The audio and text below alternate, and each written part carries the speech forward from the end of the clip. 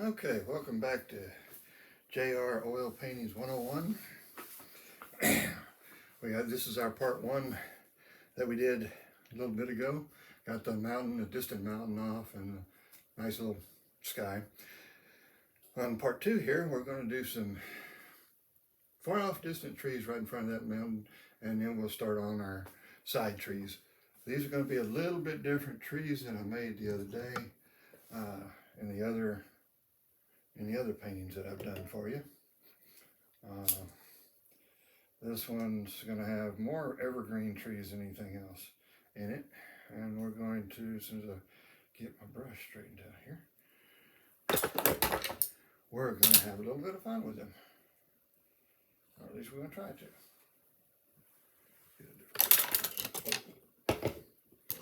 Okay, now we're going to take just a good old fan brush. This is number 6 fan brush, the bigger one.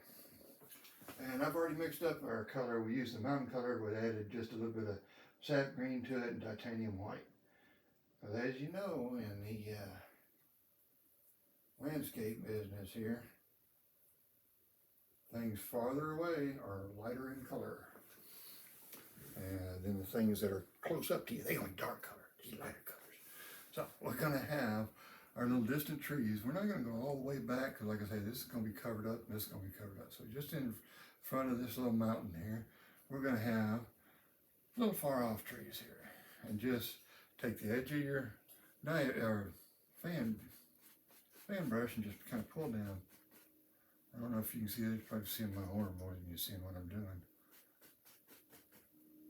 And we'll start over here then. Just like that right there. Just kind of pull straight down. Just kind of pull straight down like that. I know, my cameraman sucks. I'm the cameraman, so. One of these days I might sucker one of my friends into helping me out and be a cameraman for me. But so far, no, I hadn't even asked him yet. But so far. Anyway, we're just gonna go straight in front of this, kind of varying degrees of altitude here, and just let them get a little lighter and lighter here as we're passing in front of that mountain. If it's too light, just come over here and get you a little bit more paint. All we're doing is moving just like that, just that kind of a brush stroke on the edge, just using the edge of that fan brush here. And then these distant evergreens, they're going to be of all kinds of shapes and sizes. You're not going to be making out any details to them. You're just going to be seeing shapes, basic shapes and a little bit of color. It's about all you're going to see on a distant evergreen this far off. So, here we go. We're just going to keep going all the way in front of this mountain. Kind of pushes it back into the background here. Usually the mountain's the focal point, and he's kind of sort of is, but he's kind of the background on this one.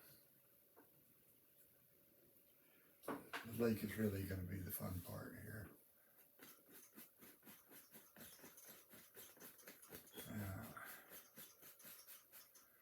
If you do this and you get too far away and looking like that, it's going to look kind of strange. Just kind of keep adding trees to it. Our little distant mountains, or trees here, yeah, trees, that's what we're working on, trees. Tell you, sometimes my words do not work right when I'm trying to say something here.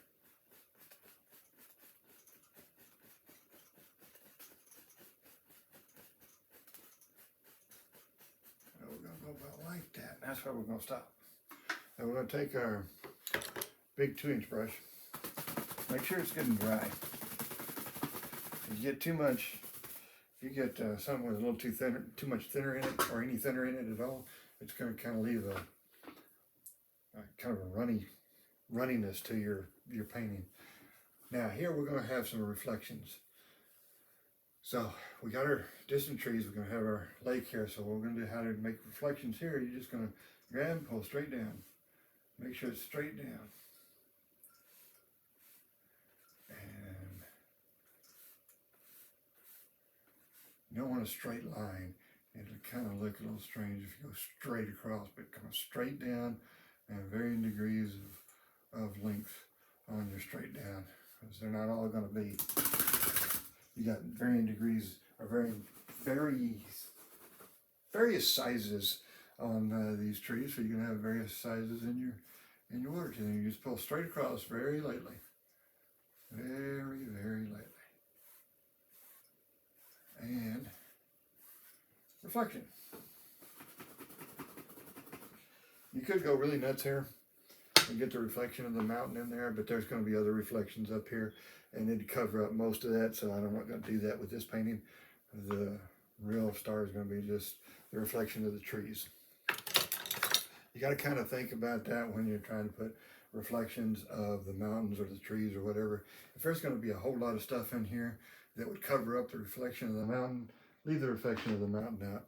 You don't want to complicate too much things here. It'd crowd too much in there, and you wouldn't know what you was looking at. At least I wouldn't. So that's just my 2 cents worth. It's your painting. If you're doing this, you can do however you want to do it. But I'm just trying to give you the best advice I can about what I would do or what I have been told I should do. Sometimes I've been told to do other things that I ignore. So if you don't like my advice, ignore it. Anyway, you need a little water line here back there where you don't want it too bright. If you get it too bright, just go back over it and just take you a little bit of liquid white on the edge of your knife and just back and forth it here until you get the what you're looking for. And if you go back and forth with it, then you'll get your little water line and it'll clean up the bottom edge of that tree line.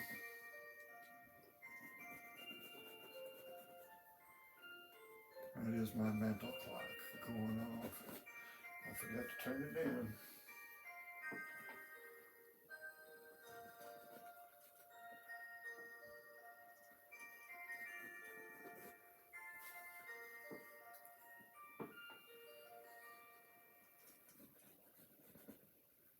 And we just go back and forth with this all the way across. And like I say, if it gets one too bright, just keep rubbing on it. It'll die out. It'll pick up that background color, and it'll get where you want it to be. Just keep these water lines kind of basically level. If they get too crooked on you, it's going to look like your water's trying to run away from you. And it'll make a mess if your water starts running out of your painting. Not that I make a clean living environment in my studio. It's a mess anyway. But I don't want water on the ground. Anyway, there is your water line and your basic far off trees. Now what we're going to do next here is we're going to put in the big trees on either side here.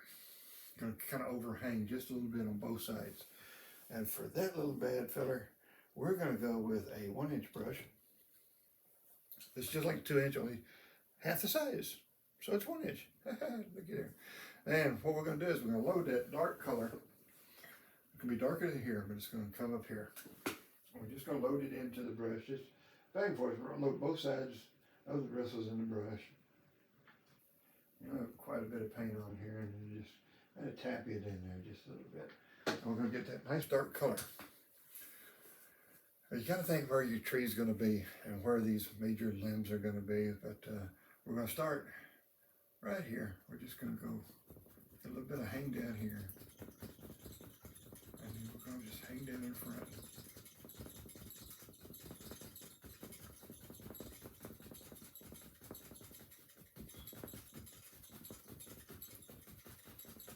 Put big trees. Big old tree right here.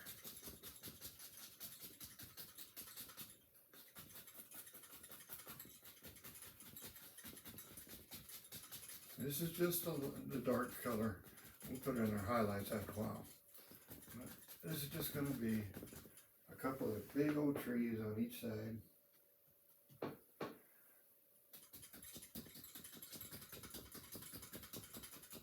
And this, you could really just paint this on instead of tapping it in, because the real edge is right here where you don't want to mess it up too bad. You want it to be pretty distinct. The rest of it's going to be, you'll figure out in the highlights. But I like to kind of keep my strokes going. You just kind of get used to doing what I'm supposed to be doing.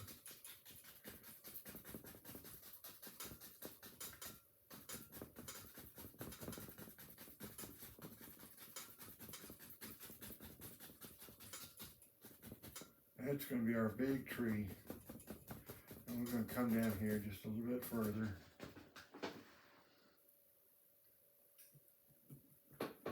We'll make this big tree. And come out over here. Big tree and bushes, and we want to do some grassy areas and stuff in the next part of it. But we'll go from that side, we'll come over here and hang down right here. I didn't put too much work in the sky in the first part. Not much of the sky is going to be left. But you never know what's going to shine through these trees. Some of it may actually come through. So it's best to do it now, or when you're doing the sky, put it in there instead of having just big old white stuff poking through your tree. You have some blue areas coming through. Leave them in there for a little bit. And kind of look, because not every tree is going to be, you can't see through it. You're going to see some background sky and stuff coming through there.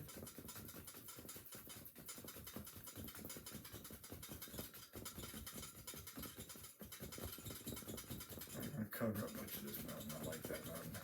It turned out pretty good today. Probably should use a 2-inch brush on this instead. A little faster, but oh well. You can use your 2-inch brush, 1-inch brush, the oval, the round brush. Any one of them does magnificent trees. I just decided I hadn't used this 1-inch brush in a while, so figured I would do that today.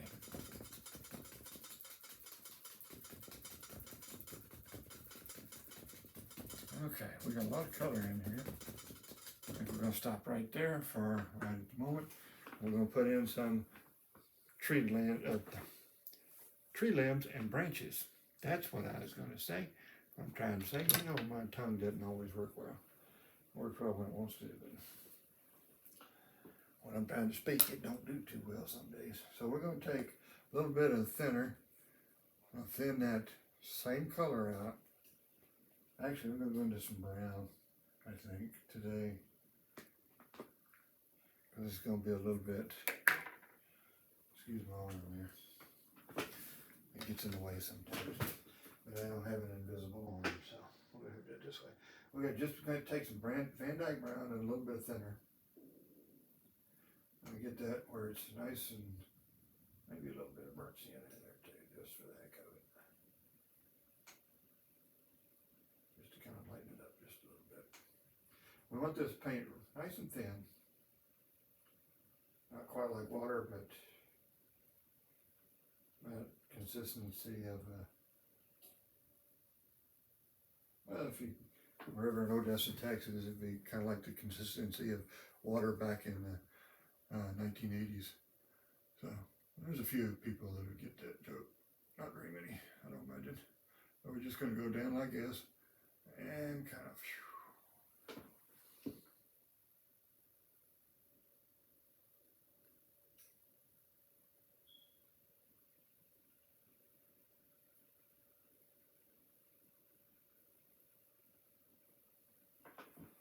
and then we'll just poke in some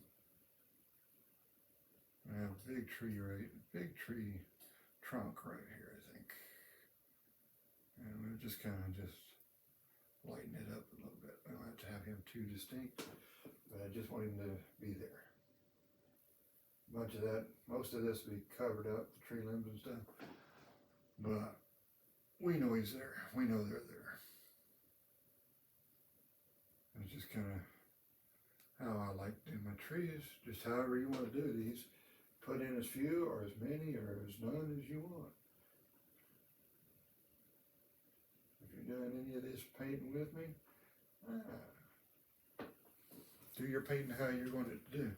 Now, like I said, most of these are going to be covered up, so don't put too much thought into it. But don't go, like I say, you can go as nuts as you want, because some of that will be seen. And if you want some of these tree limbs, think about this. Not every tree limb is covered up. So you got this limb right here. Get it out there just past the leaves a little bit. You want something to be seen. And put a little couple of little hangies over here. And then we'll do the same thing over here. We're going to have a big trunk right here.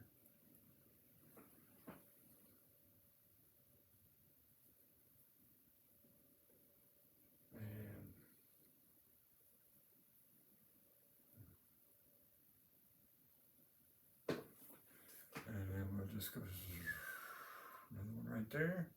Kind of get that nice and thick in the base of it.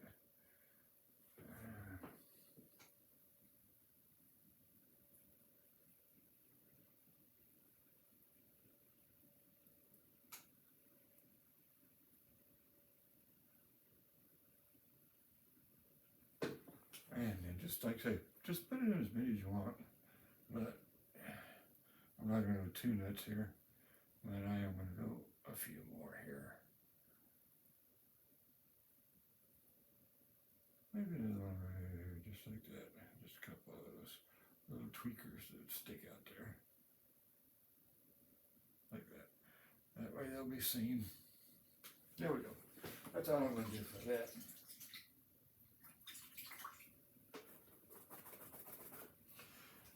Little brush, because now that we got our basic tree shapes down, we're going to put in a little bit of color on those tree shapes. We're going to go back to a 1-inch brush, but we're going to get a different one because I like to have 2 of them going. So we're going to take our little 1-inch brush here, get it into some sap green and cad yellow. Makes it a really nice green, kind of a bright green. Depends on how much sap green you put in it. And if it gets too bright for you, if you want to tone it down some, just grab you a little bit of black or even red.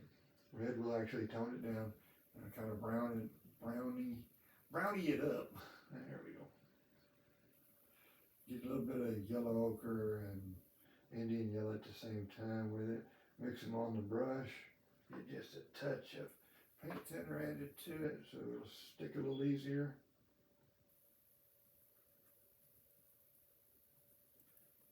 And now we're ready to rock and roll, I think.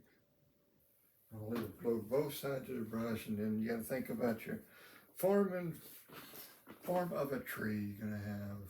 Just go just a little above that black or dark. And tap it in there.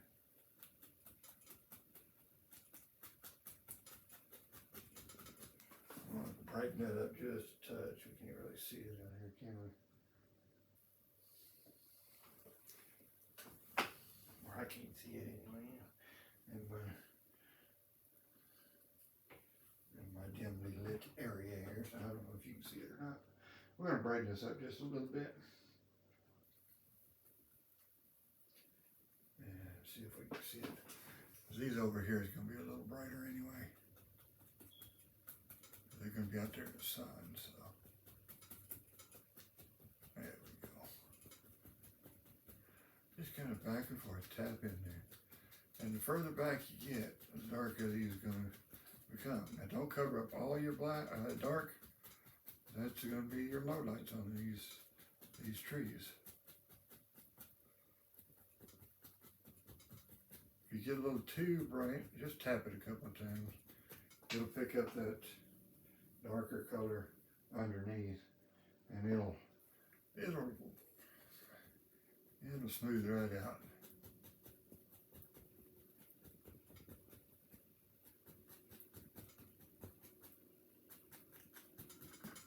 And just think of what a tree might look like back here. And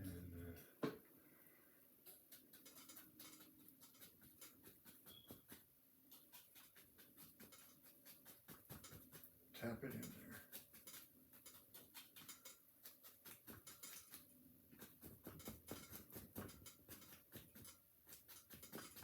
If you don't like how your tree's turning out, just go back and add a little bit of the dark color somewhere. Start over. We're going to probably have another tree in front of this, so that's really all you're going to look for is this area right here. That's what we're going to do here, is just the tips of that. I don't want to put too much more paint on that side of it. And we're just going to tap it in back in here. Just kind of want to use the tip or the corner of your brush there, so you can really make some beautiful, beautiful trees with a little bit of practice. I need a little bit more practice on my trees sometimes.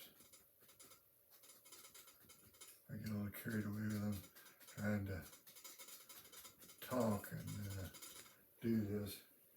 You have to excuse me for just a moment. We're just going to go, we're going to really just pay attention to this outer part right here. This time on this side, because we're going to put in some other trees and stuff here in a little while. It'll cover up part of this anyway, so you're going to have multiple layers of trees. So with that being said, I'm going to stop, I think, right